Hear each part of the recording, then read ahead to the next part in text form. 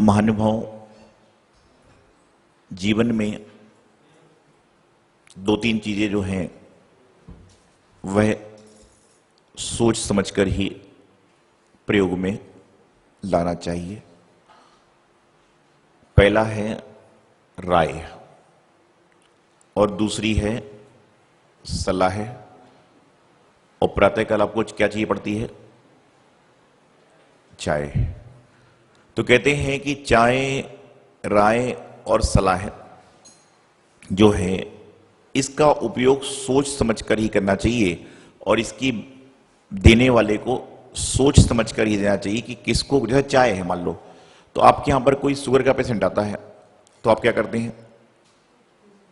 बिना शक्कर की चाय देते हैं।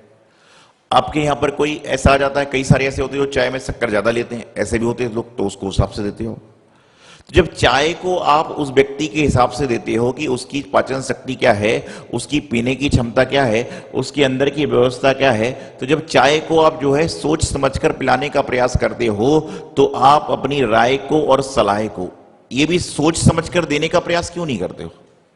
आप हर किसी को राय देने के लिए क्यों तैयार हो? आप हर किसी को सलाह देने के लिए क्यों तैयार हो? जब आप किसी को भी चाय बिना उसकी मर्जी के नहीं पिला सकते हो तो राय तो बिना मर्जी के देना ही नहीं चाहिए, सलाह तो बिना मांगे देना ही नहीं चाहिए।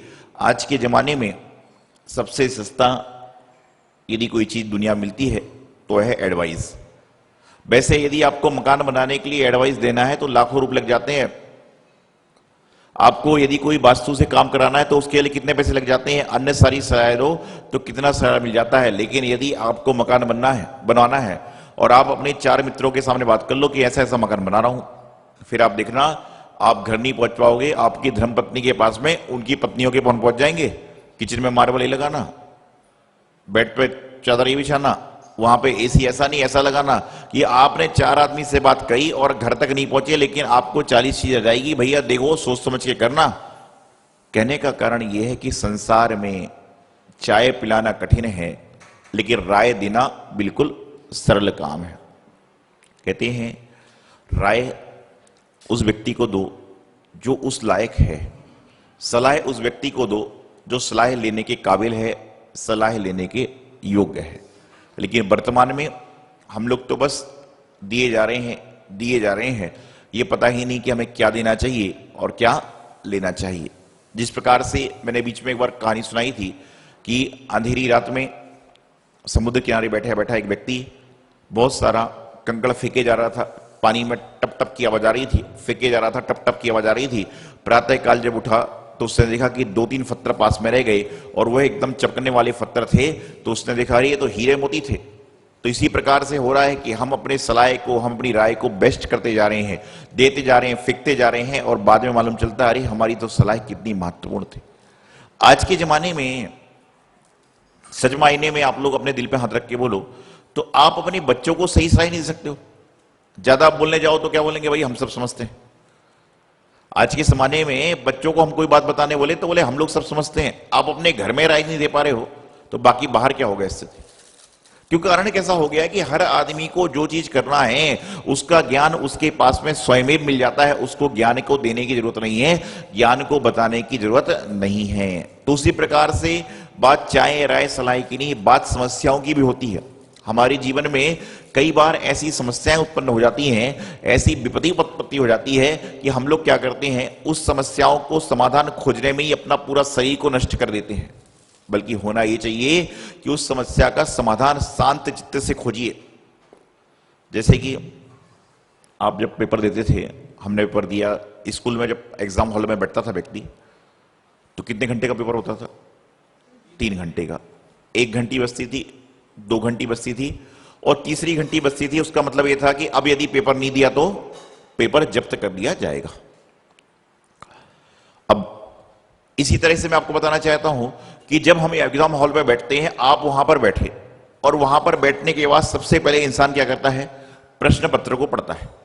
और अधिकांश लोग क्या करते हैं? प्रश्न पत्र को पढ़ने के बाद में चिंता में कौन सी डूब जाते हैं कि मुझे तो ये 30-40 नंबर का पेपर आएगा ही नहीं।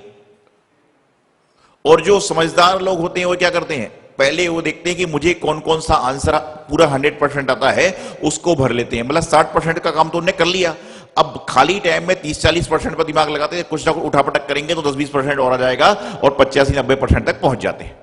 और जो बंदा बेचारा 60-70% का काम करने आने वाला था, उसका दिमाग आधा तो उसमें लग गया, ये प्रश्न मैं दे नहीं पाऊंगा, ये हल नहीं कर पाऊंगा। होता ना कि आप पूरी तैयारी से घर से आए कि मुझे आज महाराज जी को महावीर अष्टक की स्रोत सुनाना है, और महाराज जी ने कह दिया कि भाई भक्तांबर, महावीर अष्टक और आपको इष्टोपदेश सुनाया है।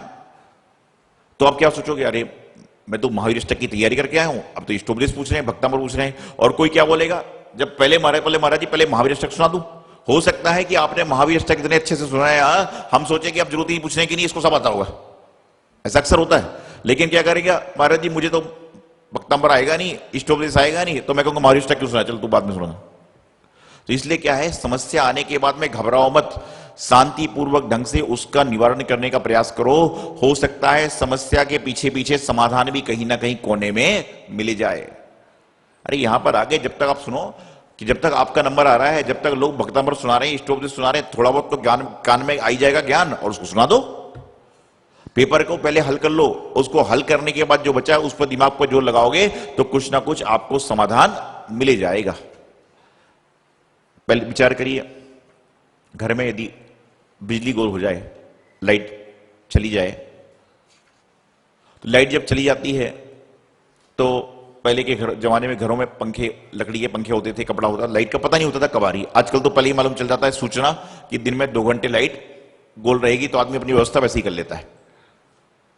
तो मैं आपको बता रहा था कि वहां पर जब लाइट गोल होती थी तो पहले के जमाने में आदमी फुल तैयारी में रहता था कि लाइट गोल होगी तो पंखा वहां से उठाना है और अपन को हवा करना चालू करना है, और या फ्रिज में जो सामान रखना है तो उस हिसाब से रखता था आदमी की उस समय दिक्कत ना हो। लेकिन वर्तमान में यदि लाइट अचानक गोल हो जाए तो क्या होगा, इतना समस्या चालू हो जाएगी कि वो पंखा आया था वो कहां रखा हुआ है, वो हवा करने वाला प्लास्टिक का पंखा है तो कहां रखता, आपस में क्लेश बढ़ जाएगा। तो गर्मी में और गर्मी बढ़ जाएगी, गर्मी में और गर्मी बढ़ जाएगी, और पहले से मालूम होगी वहां। तो कहने का मतलब लाइट गोल हो रही है तो उसका समाधान घर में है।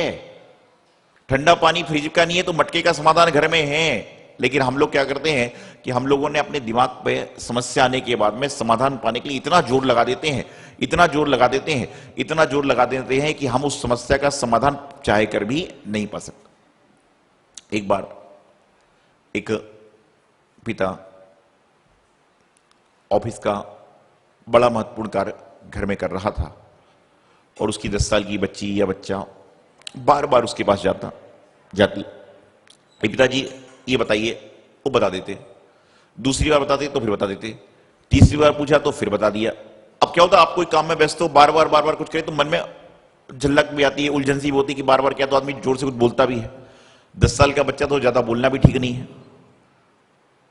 तो अब उन्होंने क्या किया, पिताजी ने जब बार बार देखा कि बहुत परेशान कर रही है या कर रहा है, तो वहां पर उन्होंने देखा कि एक कागज पर मैप का टुकड़ा बना था, नक्शा बना हुआ था। उन्होंने क्या किया कि उस नक्शे को लिया और 4 से टुकड़े कर दिए, 8 टुकड़े कर दिए, और बोले इसको जोड़ के लाओ। उन्होंने कहा आधे 1 घंटे का काम फ्री हो गया, आधे 1 घंटे का काम फ्री हो गया। वह इतना देखते हैं, इतने में 5 मिनट बाद बच्चा बच्ची आ गया, बोले देखो मैप तैयार हो गया। तो उनको बड़ा आश्चर्य हुआ, बोले ये बड़ा ताज्जुब हुआ कि 10 साल का बच्चा, उसने बोला तुझे कैसे किया? बोले पिताजी आपने जो मैप फाड़ कर दिया उसके पीछे मेरा कार्टून बना हुआ था, जो आपने मैप फाड़ कर दिया उसके पीछे मेरा कार्टून बना था, तो मैंने तो कार्टून को जोड़ जोड़ के सही कर दिया और आगे पीछे का मैप अपने आप बन गया। तो कहने का मतलब समस्या जब आपके सामने आ रही है तो पीछे पीछे पीछे पीछे समाधान भी आता है, लेकिन शांत मन से बुद्धिपूर्वक। और यदि कोई दूसरा होता क्या करता, पीछे देखता ही नहीं, आगे उसको मैप को जोड़ने के चक्कर में रहता, एक टुकड़ा यहां जोड़ रहा है, फिर चिपका रहा है, फिर फाड़ रहा है, फिर ऐसे अक्सर होता है, हम सभी के साथ होता है, क्योंकि हम लोग उसके पीछे देखने का प्रयास नहीं करते हैं। और यदि वास्तविक बात है कि यदि हम लोग पीछे कोई पन्ना देख लें तो पीछे पीछे को जोड़ेंगे तो अपने आप आगे का सही हो जाएगा। तो हमें समस्या आने पर बुद्धिपूर्वक उसका निवारण करने का प्रयास करना है। सलाह को सोच समझ के दीजिए, क्योंकि आपकी सलाह बड़ी महत्वपूर्ण है, आपकी राय बड़ी महत्वपूर्ण है। जिस तरह से आपकी चाय बड़ी महत्वपूर्ण होती है, उसी प्रकार से आपकी राय। चाय समझते हैं आप लोग? चाय कभी कभी पीते होंगे, पाप लग जाएगा झूठ बोलोगे सारे। तो मैं आपको बता रहा हूं कि क्या होता है कि जो चाय आदि होती है, कि संसार में क्या स्थिति हो रही है कि कहते हैं आदमी खाना खाए बिना रह सकता है, लेकिन कई बार जब हम कार्यक्रम कराते हैं, विधान वगैरह कराते हैं, पंचनाद कराते हैं, तो आदमी कहता है महाराज जी इंद्र तो बन जाऊंगा, लेकिन वो चाय घर से पी के आना जरूरी है और अभिषेक के बाद पीने की छूट दे दोगे? मैं कहता हूं कोई बात नहीं, पीने की छूट लेकर बैठ, लेकिन जब यहां पे आता है तो उसका भाव अपने आप बन जाता है, बोले बोले कोई दिक्कत ही नहीं हुई। तो मैं आपको बताना चाह रहा हूं कि वर्तमान में आदत ऐसी पड़ गई, जैसे राय देने की आदत पड़ गई ना, सलाह देने की आदत पड़ गई है, उसी तरह इंसान को चाय की आदत पड़ चुकी है कि उसको जो है खाना ना मिले चल जाएगा। लेकिन परिश्रम पर में बहुत सारे लोग व्रत करते हैं, बहुत सारी महिला पुरुष आते हैं, बोले महाराज जी व्रत तो कर लूं लेकिन चाय नहीं छूट सकती है। ऐसे पता नहीं चाय तुमको पी रही कि तुम चाय को पी रहे हो, इस तरह की स्थिति बन रही है। और मंदिर के लिए तो आदमी के पास तर्क भी तर्क है कि 3 घंटे बैठूंगा तो चाय पीऊंगा तो क्या होगा। और जब आप कभी अपने बच्चे के एडमिशन कराने जाओ और वहां पर प्रिंसिपल के रूम में पहुंच गए, आजकल तो सब चीज हर जगह सप्लाई होती है, लेकिन वहां पर ऐसी व्यवस्था बन जाए कि जब तक प्रिंसिपल से मिलोगे नहीं तो चाय सामने कितनी बार आ जाए, मन में विकल्पता नहीं मुझसे मिलना है, ऐसा ना हो कि चाय पीने बैठूंगा और उसका नंबर आ जाए, चाय पीने बैठूंगा और उसका नंबर आ जाए। तो मैं आपको यही बताना चाह रहा हूं कि आदि इंसान किसी चीज का नहीं है, लेकिन अपनी आदत में इंसान आदि बन जाता है, इसलिए दुख को उठाता है, परेशानी का सबब बनाता है, परेशानी को तकलीफ में उठाता है। और मैं तो ये समझता हूं, चाहे हम हो, चाहे आप हो, चाहे हमारे लोग हो, चाहे साधु संत हो, चाहे कोई भी हो, इंसान उस चीज का गुलाम हो रहा है कि वह चीज इंसान की गुलाम हो रही है, इसको ध्यान रखना पड़ेगा। तो निश्चित रूप से आपको मालूम चलेगा कि जीवन का कल्याण हो जाएगा। कई लोग ऐसे होते हैं जो प्रातःकाल उठकर पेपर ना पढ़े तो उनको मंजन करने का मन ही नहीं होता है। कई लोग ऐसे होते हैं कि जो उठ के न्यूज ना देखें जब तक उनका विचार मन लगता ही नहीं है, चाहे न्यूज जो रात को पूरी देख चुका है, सुबह मोबाइल में सब कुछ पढ़ चुका है, लेकिन आदत पड़ चुकी है कि उसको देखकर करेंगे। और इसी तरह से कई धर्मात्मा लोग होते हैं जो प्रातः काल उठकर जब तक भक्तामृत स्तोत्र ना पढ़ लें, जब तक उनको लगता है मेरा दिन शुरुआत ही नहीं हुआ, प्रातः काल उठकर नमोकार मंत्र का, गुरु का स्मरण ना कर लें, भगवान जी का अभिषेक। जैसे आप देखिए, जो व्यक्ति डेली मंदिर आने वाला हो और किसी कारण से वो मंदिर ना पहुंच पाए तो उसके मन में इतनी उलझन होगी, इतनी उलझन होगी मत पूछो। जो डेली अभिषेक करने वाला व्यक्ति हो और किसी कारण से अभिषेक ना कर पाए, लेट हो गया, छू गया, कुछ हो गया, आप ये देखिएगा उसको भी चिड़चिड़ापन आ जाएगा। लेकिन उसका चिड़चिड़ापन इसलिए सार्थक है क्योंकि वह भगवान जी का अभिषेक नहीं कर पा रहा है, इसलिए दुखी हो रहा है। और दूसरा उसके साथ में चिड़चिड़ापन कर रहा है तो वह इसलिए चिड़चिड़ापन कर रहा है कि मुझे चाय नहीं मिली और अभिषेक करने मिल गया।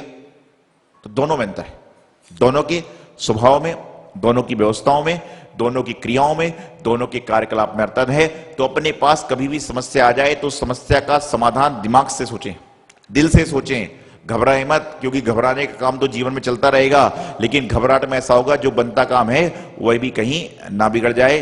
तो अपने जीवन का कल्याण करना है, अपने जीवन का अहर्निश कल्याण करना है, तो हमें क्या करना पड़ेगा कि जीवन में समझदारी पूर्वक काम करना पड़ेगा, बुद्धि का प्रयोग करना पड़ेगा, व्यवस्थाओं का प्रयोग करना पड़ेगा। तो निश्चित रूप से क्या होगा कि आपका जीवन एक ना एक दिन उत्थान की ओर चल जाए। समस्या जीवन में आती है तो अंदर से जीवन को झकोर देती है, समझ में नहीं आता उस समय क्या करें।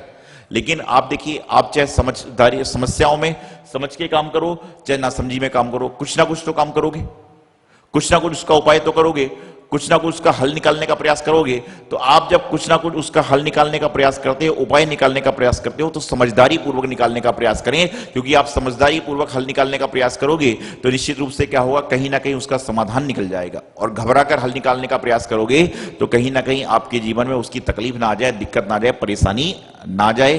तो अपने जीवन में आपको कल्याण करना है। तो मैंने बताया, समस्या आए तो समाधान उसके पीछे ही है। और जिस तरह से चाय सोच समझकर व्यक्ति को पिलाते हो, उसी प्रकार से राय को और सलाह को भी सोच समझकर देने का प्रयास करें, तो आपकी राय और सलाह महत्वपूर्ण हो जाएगी, जीवन का कल्याण हो जाएगा। इति अल्पम। आचार्य गुरुदेव सिद्धांत सागर जी महाराज की। जय जिनेंद्र।